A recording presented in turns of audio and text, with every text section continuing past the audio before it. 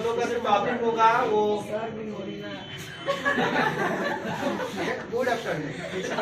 आज का जो टॉपिक होगा हमारा वो जनरल ऑर्गेनिक केमिस्ट्री, जिसको हम लोग शॉर्ट में जीओसी बोलते हैं।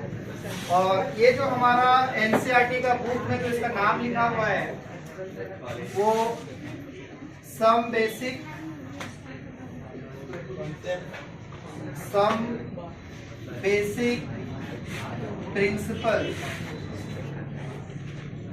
Principal and technique.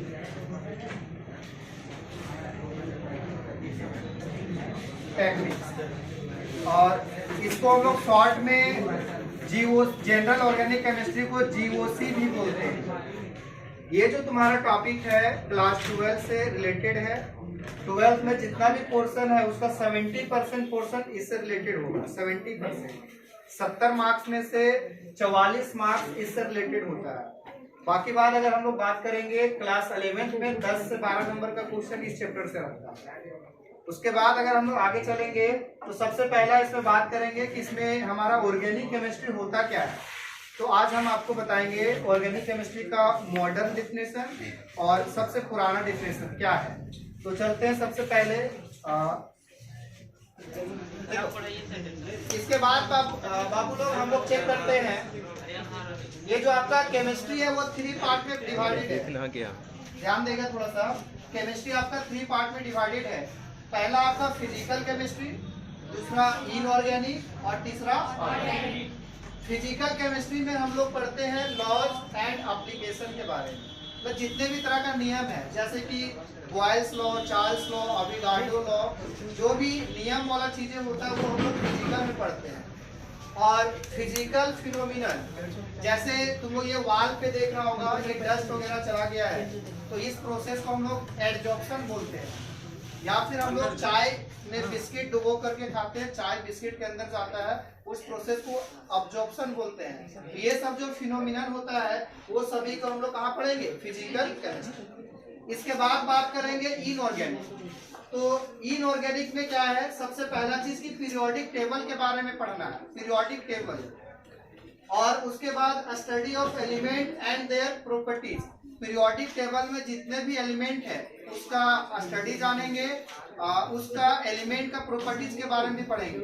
तुम्हारा पीरियोडिक टेबल में बाबू 118 एलिमेंट है, तो 118 एलिमेंट का प्रॉपर्टीज वगैरह क्या है वो सभी चीजें भी हम लोग चेक करेंगे।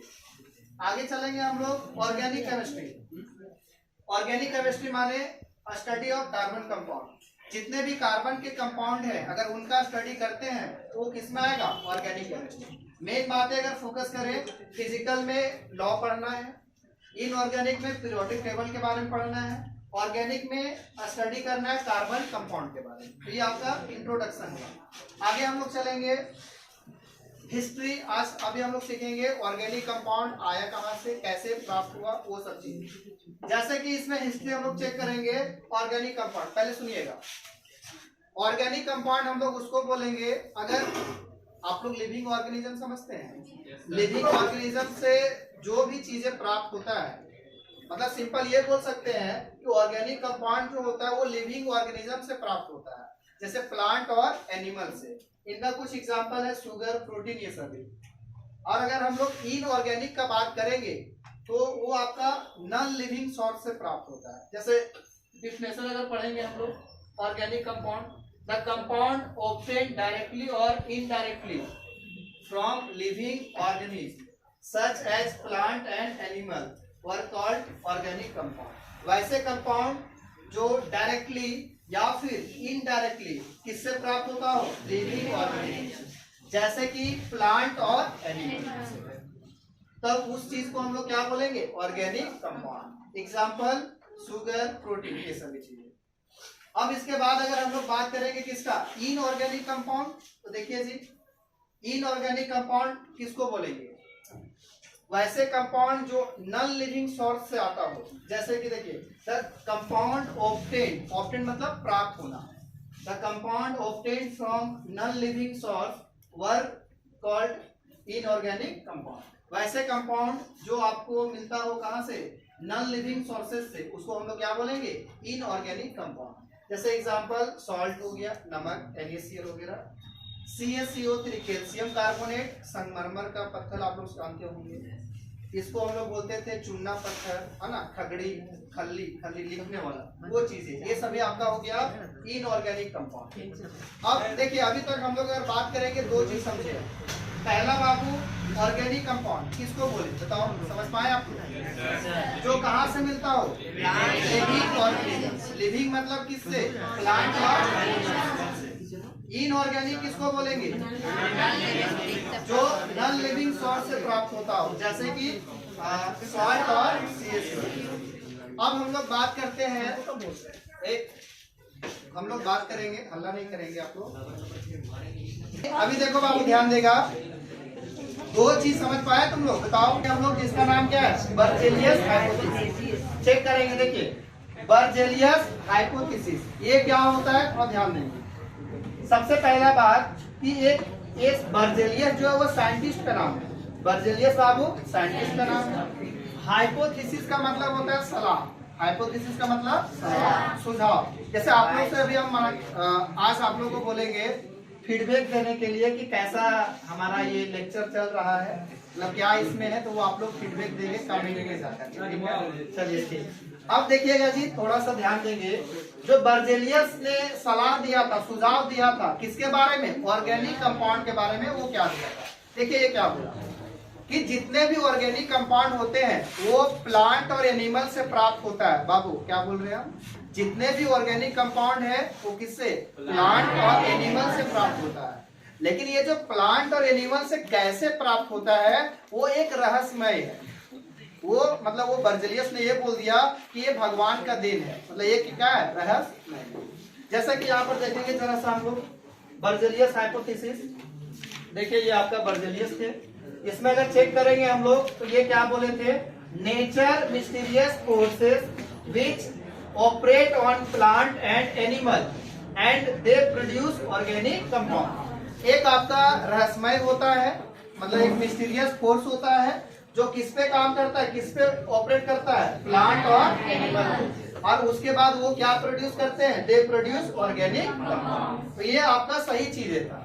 लेकिन इसके बाद एक और सेंटेंस, ये एक और चीजें बोले, एक और सेंटेंस बताए कि देखिए ये जो आपका मिस्टीरियस फोर्स है, एक जो रहस्यमय है, ये तुम्हारा आर्टिफिशियली नहीं बनाया जा सकता है, ये एक तरह का भगवान का देन है। आर्टिफिशियली हम लोग मानव, आर्टिफिशियली मतलब मानव द्वारा नहीं बना सकते हैं। यहाँ पर देखिए क्या बोले, since this forces can't be artificially prepared, ये जो मिस्टीरियस फोर्स है इसको हम लोग आर्टिफिशियली नहीं बना सकते हैं। और अगर आर्टिफिशियली नहीं बना सकते हैं तो इसका मतलब ये हुआ कि जो ऑर्गेनिक कंपाउंड है उसको हम लोग क्या कर, आर्टिफिशियली नहीं प्रिपेयर कर सकते हैं।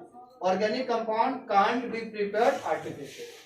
मतलब इसमें देखिए दो पॉइंट, बर्जेलियस हाइपोथेसिस में दो पॉइंट क्या था।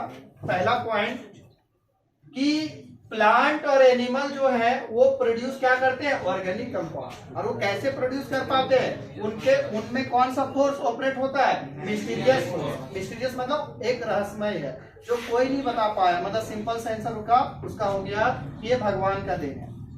तो इसके बाद ये बोले सेकेंड पॉइंट कि जो मिस्टीरियस फोर्स है बाबू, दिस फोर्सेस मतलब ये मिस्टीरियस फोर्स, इसको हम लोग आर्टिफिशियली मानव द्वारा नहीं बनाया जा सकता है। और अगर मानव द्वारा नहीं बनाया जाएगा तो जो ऑर्गेनिक कंपाउंड है उसको भी आर्टिफिशियली बनाया नहीं जा सकता है। लेकिन इसका जो ये सेकेंड बात था वो गलत निकला। गलत कब हुआ, जब एक और साइंटिस्ट थे जिनका नाम है क्या, ओलर। अब ये ओलर क्या किया, एक अमोनियम साइनेट लिया और अमोनियम साइनेट से क्या बना दिया, यूरिया।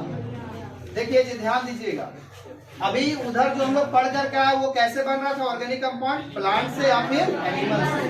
लेकिन बाबू जो अमोनियम साइनाइड है वो एक इनऑर्गेनिक कंपाउंड है और इससे ओलर ने क्या बना दिया, यूरिया। यूरिया समझते हैं आप लोग, फर्टिलाइजर जो आप लोग वो धान वगैरह में डालते हैं, व्हाइट वाला है ना। तो ये देखिए यहाँ से क्वेश्चन ये आ सकता है एग्जाम में कि वैसा कौन सा ऑर्गेनिक कंपाउंड है जिसको मानव द्वारा बनाया गया। सबसे पहला ऑर्गेनिक कंपाउंड का नाम बताइए जिसको पहला मानव द्वारा बनाया गया था, उसका नाम क्या होगा, यूरिया। सेकेंड क्वेश्चन ये होगा कि जो यूरिया था मानव द्वारा बनाया गया था वो कौन सा साइंटिस्ट ने बनाया था, उसका नाम क्या था, ओलर। 2 क्वेश्चन। तीसरा क्वेश्चन कि जो पहला ऑर्गेनिक कंपाउंड यूरिया है उसको कौन सा कंपाउंड से बनाया गया था, उसका नाम क्या था, क्या बोलिएगा, अमोनियम सल्फाइड। 3 क्वेश्चन समझ में आया। आगे चलते हैं। इनका पूरे चीज के बारे में लिखा हुआ है। In 1828 Friedrich Wohler describe conversion of ammonium cyanide to urea. मतलब 1828 ईस्वी में जो ओलर था वही ओलर ने बताया था अमोनियम साइनाइड से क्या बनाने का, यूरिया बनाने का तरीका बताया था, वो चीज था। लेकिन एक इसमें पेच फंस गया था। पेच ये फंसा था कि ये जो आपका यूरिया जो बन रहा है वो आपका अनस्टेबल था। बाबू देखिए सेकेंड पॉइंट इसमें, the urea here was an unstable intermediate in Wohler synthesis. मतलब जी ये बोला कि हम इन ऑर्गेनिक सबस्टांस से ऑर्गेनिक सबस्टांस बना सकते हैं, लेकिन ये बना करके भी दिखा दिया, लेकिन ये क्या हो गया, गलत हो गया। मतलब गलत नहीं हुआ, अनस्टेबल हुआ।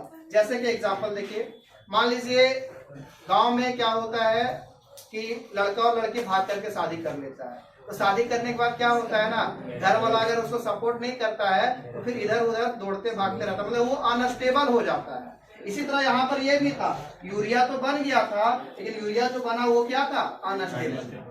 तो इसके बाद एक और साइंटिस्ट आए जिनका नाम था कोल्बे। अब कोल्बे ने मॉडर्न ऑर्गेनिक केमिस्ट्री के बारे में बताए थे और ये बोले एसिटिक एसिड नाम सुना तुम लोग, जिसको विनेगर बोलते हैं सिरका हिंदी में, तो वो एसिटिक एसिड के बारे में प्रिपेयर करके बताए थे। जैसा ये क्या किए थे, synthesis of acetic acid by Kolbe कब किए थे, 1845। So that organic compound could be synthesised from inorganic source in a laboratory. अब जब ये कोल्बे ने एसिटिक एसिड को अपना लैब में प्रयोगशाला में बना करके दिखा दिया, तब वहां से वो चीजें प्रूफ हो गया कि ऑर्गेनिक कंपाउंड को हम लोग लैब में भी बना सकते हैं। इसके पहले चीजें क्या हो रहा था कि जो ऑर्गेनिक कंपाउंड है वो पेड़ पौधे एनिमल से बनते हैं और वो आपका क्या था, एक रहस्यमय तरीका से बनता था। यहाँ पर इससे पहले कोई नहीं बता रहे थे कि ऑर्गेनिक कंपाउंड को हम लोग अपने से भी बना सकते हैं, लेकिन जब ओलर ने चीजें को चालू किया तो ओलर ने बना करके दिखाया, लेकिन थोड़ा सा इसका क्या हुआ, बन तो गया था लेकिन जो यूरिया बना था वो क्या था, अनस्टेबल था। इसके बाद तुम्हारा जो मॉडर्न ऑर्गेनिक केमिस्ट्री में आया कोल्बे, ये कोल्बे ने क्या किया, किसको बनाया था, एसिटिक एसिड को। ये आपका क्या था, स्टेबल प्रोडक्ट था। तो यहाँ से हो गया प्रूफ कि ऑर्गेनिक कंपाउंड को हम लोग लैब में भी बना सकते हैं, है ना, वो चीजें था। इसके बाद आप लोग के दिमाग में एक खिचड़ी पक रहा होगा कि सर क्या कर रहे हैं ये, अगर हम लोग बात करेंगे कि ऑर्गेनिक कंपाउंड, अभी बोल रहे थे आपकी भगवान का देन है, फिर अभी आप बोल रहे हैं कि जो ऑर्गेनिक कंपाउंड है वो आपका अमोनियम साइनाइड से बन रहा था, लैब में बना सकते हैं, तो आखिर ऑर्गेनिक कंपाउंड है क्या। तो आप लोग के दिमाग में थोड़ा सा चल रहा होगा बातें। तो उसी तरीका से ये मोहतरमा को आप लोग जानते हैं, क्या नाम है इनका, रानी मुखर्जी, नहीं जानते हैं क्या। तो अब ये रानी मुखर्जी बोल रही है कि ऑर्गेनिक कंपाउंड क्या होता है। अच्छा, मच्छर जाएगा। तो ये बता रही है कि ऑर्गेनिक कंपाउंड क्या होता है। अब सुनो, एक पॉलिटिकल पार्टी का हम नाम लेते हैं, जैसे मान लो बीजेपी या फिर कांग्रेस। बीजेपी में मेन लीडर कौन है, सो बताओ, नरेंद्र मोदी और अमित शाह। कांग्रेस में कौन है, राहुल गांधी, सोनिया गांधी, ठीक है। तो बाबू उसी तरीका से अब ये मोहतरमा क्या बोलती है, मतलब ये नहीं बोल रही थी, मतलब आगे मॉडर्न केमिस्ट्री में पता चला कि जो ऑर्गेनिक कंपाउंड होते हैं उनमें दो मेन एलिमेंट होता है। दो क्या होता है, मेन एलिमेंट, एक कार्बन और एक हाइड्रोजन। जिस तरह बीजेपी में दो मेन है ना, कौन, नरेंद्र मोदी और अमित शाह। उसी तरह ऑर्गेनिक कंपाउंड में क्या होते हैं, दो मेन एलिमेंट होते हैं और कुछ छोटे छोटे भी एलिमेंट हो सकते हैं। जैसे कि देखिए अब इसका मेन डिफिनेशन है। अब यहाँ से ये मेन डिफिनेशन है बाबू, ऑर्गेनिक कंपाउंड का मेन डिफिनेशन क्या है वो देखिएगा। Compound containing carbon and hydrogen as main element. वैसे कंपाउंड, क्या हो गया, ऐसे कंपाउंड जिसमें क्या कंटेन करता हो, कार्बन और हाइड्रोजन, इस रूप में मेन एलिमेंट के रूप में। sometimes along with सब element such as oxygen, nitrogen, sulphur and hydrogen. मतलब देखिए वैसे कंपाउंड जिसमें मुख्य मेन एलिमेंट के रूप में कौन होता हो, कार्बन और हाइड्रोजन, लेकिन उसके अलावा छोटे छोटे एलिमेंट कौन कौन सा होता हो, ऑक्सीजन, नाइट्रोजन, सल्फर, हाइड्रोजन, तब ये पूरा कंपाउंड को हम लोग क्या बोलेंगे, ऑर्गेनिक कंपाउंड। तो अब यहाँ से ये डिफिनेशन हम लोग का सही होगा। ऊपर जो पढ़ रहे थे कि लिविंग ऑर्गेनिज्म से आता है, कहाँ से आता है, नहीं आता है, वो सब का सब इंट्रोडक्शन में आ गया। अब तुम्हारा जो चैप्टर चालू होता है वो यहाँ से। अब इसके बाद हम लोग नेक्स्ट क्लास में देखेंगे, ठीक है।